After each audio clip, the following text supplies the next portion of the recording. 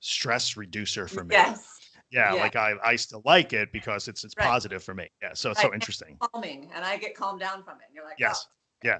yeah. So it's interesting. And I think the two things that I see more than anything else that we can kind of address is one is a physical thing, and a lot of people are afraid. They become afraid of intimacy and sex because those physiological responses, rapid heart rate, heavy breathing, perspiration, the whole nine yards, they mimic the same feelings of a panic attack or an anxiety spike. Mm-hmm.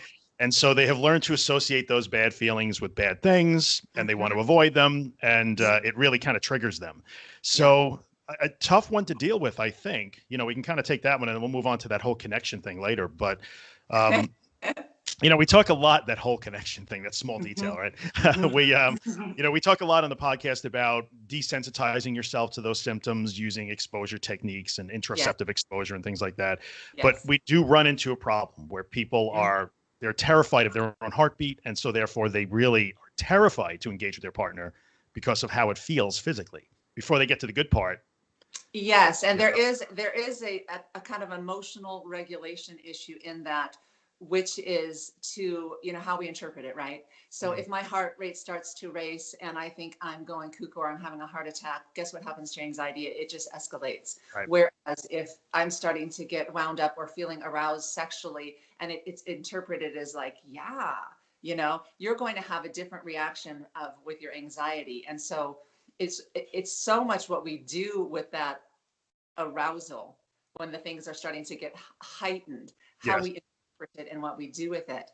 If it's seen as excitement or something positive, or like, this was what happens when I experience a big pleasure, then Yeah. it's going to be a lot different than, oh my gosh, this is a scary thing that's happening in my body. And Yeah. so there is an issue with getting comfortable with our own experiences inside of ourselves and not panic over them. And I And know that's no small task. And I it's think, not. right. And I think with people who have anxiety disorders, what happens is it goes so high that they start to scatter and it's just too much. Mhm. In my experience, when the anxiety gets tempered down through usually medications or a really great anxiety management plan and cognitive behavioral mindfulness, dialectical behavior therapy also helps, Yeah. and it doesn't get so skyrocketed. It's tempered down, so it never gets to that place of where you're feeling out of control, because Mhm. that's what people hate.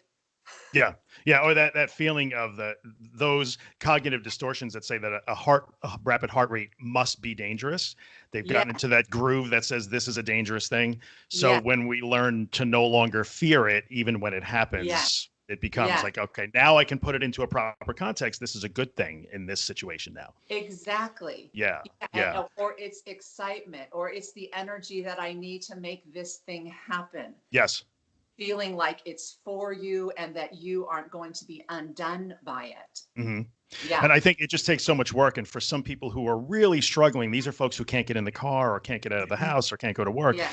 And they're engineering an entire life to make sure that those sensations don't happen. Right. It becomes very, very difficult. So Yeah, because you have to eventually tolerate more and more of yes, more and more, because right. that's what empowerment is. The more we can slowly over time tolerate in our emotional experience, the stronger we become, and the more we habituate to that, and we Yeah, can more. yeah, yeah, that So acclimation thing. yeah. So we talk often about using exposure techniques. I will admit to having a strong anti